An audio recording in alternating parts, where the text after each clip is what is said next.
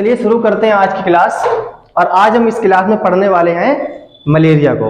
ठीक, मलेरिया को पढ़ने से पहले हमें एक छोटी सी कहानी समझनी पड़ेगी, क्योंकि इसके पीछे एक छोटी सी कहानी छुपी है। ठीक, मलेरिया अगर जब भी किसी बंदे को होता है तो उसका सबसे कॉमन सिम्टम ये होता है कि ठंड देके बुखार आता है, चिल्स विद फीवर। ठीक, सबसे कॉमन। अब पुराने जमाने में ना तो पैथोलॉजी हुआ करती थी, ना कोई ऐसा इक्विपमेंट हुआ करता था, ना कोई ब्लड टेस्ट होता था जिससे ये मालूम पड़ता था कि टेस्टिंग हो कि हाँ भाई इनको मलेरिया है या क्या है। लेकिन जब भी पुराने जमाने में किसी को मलेरिया होता था तो एक सिम्टम कॉमन था कि ठंड देके बुखार आ रहा है। सही है। और ये जो मलेरिया है ये बेसिकली मच्छर से फैलता है, और मच्छर होते हैं गंदगी एरिया में। ठीक, तो लोगों ने ये देखा है कि ये विशेष प्रकार का जो फीवर है, विशेष प्रकार का जो बुखार है, ये उन एरियाओं में पाया जा रहा है जहां पे गंदगी है। सही है। तो इसी गंदगी और एरिया के नाम पे इसका नाम पड़ा है। ठीक, गंदगी को बेसिकली हम लोग क्या बोलते हैं, मैल। ठीक है, जिसको हम लोग बैड एयर भी बोल सकते हैं, और प्लस एरिया। तो अगर हम दोनों को जोड़ देंगे मैल प्लस एरिया तो क्या बन जाएगा, मलेरिया, है ना। तो अब ये हमें मालूम पड़ गया कि मलेरिया का नाम मलेरिया क्यों पड़ा। आगे बढ़े हम लोग। ठीक, सन 1897 में एक साइंटिस्ट थे रोनाल्ड रोज। क्या नाम था, रोनाल्ड रोज। इन्होंने सबसे पहले बताया कि भाई जो मच्छरों वाली कहानी हमें पता चली है वो सबसे पहली कहानी इन्होंने बताई थी कि जो मलेरिया है वो स्पेशली मच्छर से फैलता है।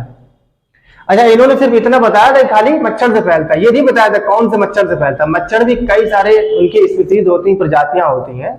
ठीक, 1897 में इन्होंने बताया कि malaria is separated by mosquitoes, मच्छर के द्वारा फैलता है। और जब ये बात सिद्ध हो गई तो 1902 में इनको नोबेल प्राइज दिया गया रोनाल्ड रोज को, इसी बात के लिए कि इन्होंने एक बहुत बड़ी खोज करके बताई थी कि जो मलेरिया है वो बेसिकली मच्छर से फैलता है।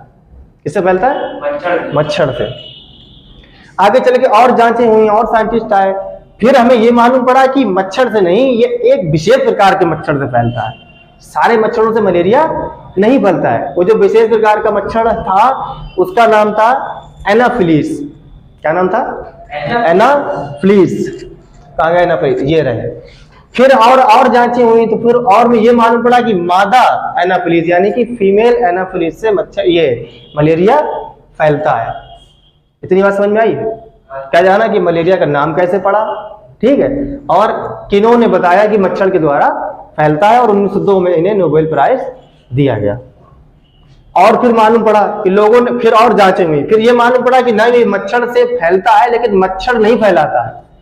ठीक है, मच्छर क्या है, एक कैरियर है। कैरियर बोले तो ले जाने वाला।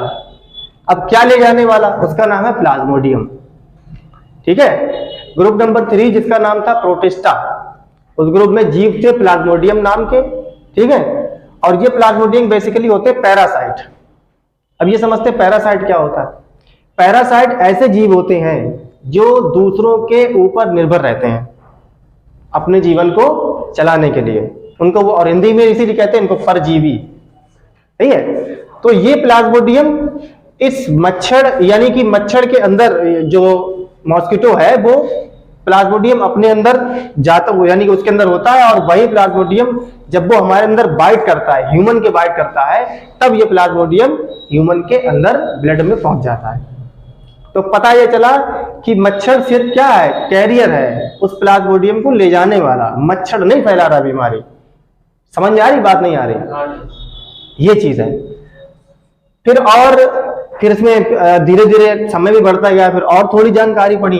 अब हम ये समझते हैं कि प्लाज्मोडियम से फैलता तो है, लेकिन ये प्लाज्मोडियम बॉडी के अंदर करता क्या है, ऐसी कौन सी दिक्कत पैदा करता है।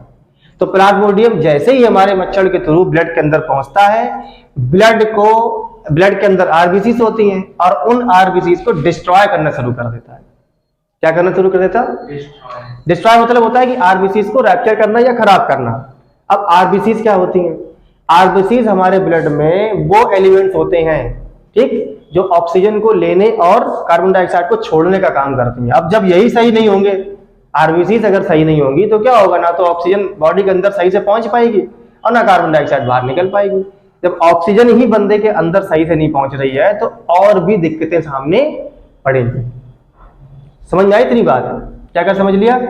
मलेरिया के इंट्रोडक्शन की, मलेरिया नाम कैसे पड़ा, कौन से साइंटिस्ट थे उन्होंने ये बताया कि मच्छर से ये फैलता है, ठीक, और उसमें ये समझा कि नहीं भाई मच्छर से नहीं फैलता, मच्छर सिर्फ उस प्लाज्मोडियम को ले जाने का काम करता है, इसका नाम है प्लाज्मोडियम।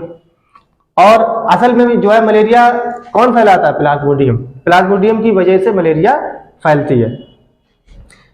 यहां तक समझ में आ गया कि और जब ये प्लाज्मोडियम ब्लड के अंदर पहुंच जाता है तो आरबीसीज को खराब करना शुरू कर देता है, और आरबीसीज बेसिकली किसके लिए रिस्पॉन्सिबल होती हैं, ऑक्सीजन के ट्रांसपोर्ट के लिए और कार्बन डाइऑक्साइड को बाहर छोड़ने के लिए, ठीक। इसका मतलब ये है कि अगर आरबीसीज हमारी स्वस्थ नहीं होंगी तो ऑक्सीजन भी बॉडी के अंदर पूरी तरीके से नहीं पहुंच पाएगी, ठीक। अब हम समझते हैं टाइप्स ऑफ मलेरिया, कितने प्रकार की होती है मलेरिया। तो जितने प्रकार के प्लाज्मोडियम होते हैं उतने ही प्रकार की मलेरिया होती है। समझ में आई, बात नहीं आई?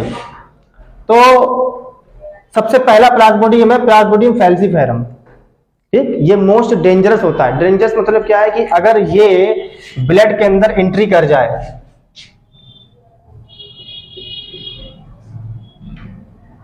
ठीक, डेंजरस, ये अगर ब्लड के अंदर एंट्री कर जाता है यानी प्लाज्मोडियम फैल्सीफेरम, तो बहुत ही ज्यादा घातक परिणाम होते हैं।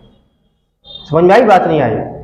और दूसरा है प्लाज्मोडियम विवैक्स, थर्ड है प्लाज्मोडियम मलेरियाई, चौथा है प्लाज्मोडियम ओवेल, और लास्ट अभी जो खोजा गया है प्लाज्मोडियम कोलास्की। तो हम लोगों ने इसमें क्या क्या समझ लिया, एक तो ये जान लिया कि मलेरिया क्या होता है ना। अब हम इसमें ये समझेंगे कि अगर किसी बंदे को मलेरिया हो रहा है या है तो उसके अंदर क्या क्या सिम्टम दिखाई पड़ेंगे। सिम्टम बोले तो लक्षण दिखाई पड़ेंगे, क्या क्या लक्षण दिखाई पड़ेंगे अगर किसी को मलेरिया हो रखा है, ठीक। तो सबसे मेन और कॉमन सिम्टम क्या है कि ठंड देके बुखार आएगा, चिल्स विद फीवर। समझ में आई, बात नहीं? मोस्ट कॉमन क्या है, चिल्स विद फीवर। रात के समय में उसे पसीना आएगा, नाइट स्वेट्स में होता पसीना आना, और नाइट में तो पता ही है रात्रि। सर में दर्द वगैरह होगा, बॉडी पेन होगा, और क्योंकि आरबीसीज को रैप्चर करती है तो एनीमिया भी हो सकता है मलेरिया की वजह से। समझ में आई, बात नहीं आई? तो हमने क्या क्या समझ लिया, इसका ऑरिजिन समझ लिया कि मलेरिया का नाम मलेरिया क्यों पड़ा, कॉजेस समझ लिए, ठीक है, कैसे होता है, बाइट ऑफ इन्फेक्टेड मॉस्किटो जिसका नाम है फीमेल एनाफिलीज, फीमेल एनाफिलीज के काटने से हमें मलेरिया फैलता है। और इस मच्छर के बारे में किसने बताया था 1897 में, रोनाल्ड रोज ने, इनको नोबेल प्राइज मिला।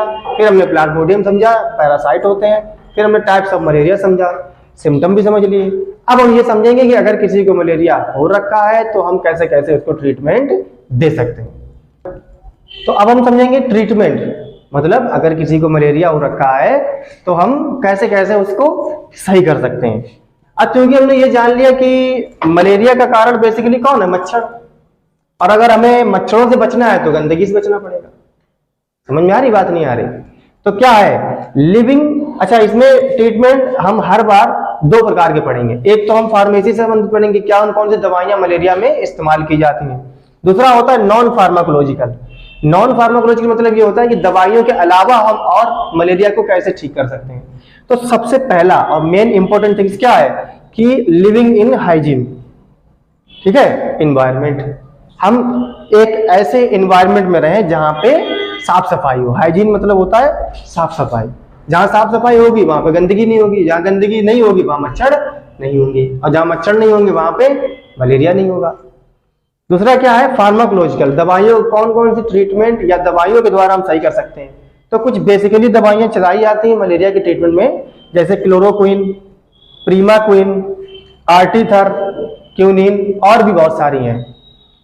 तो इस टॉपिक में हमने काफ़ी कुछ जान लिया मलेरिया के बारे में, लगभग A to Z इन्फॉर्मेशन हो गई हमें, ठीक है। और मैं ये चाह रहा हूँ कि आप लोग चाहें तो स्क्रीनशॉट ले सकते हैं। So thank you so much. I think मेरे ख्याल है सभी को मलेरिया के बारे में जानकारी हो गई होगी, क्या होता है, कैसे होता है और कैसे इसको सही कर सकते हैं, कौन कौन से सिम्टम्स होते हैं, ठीक।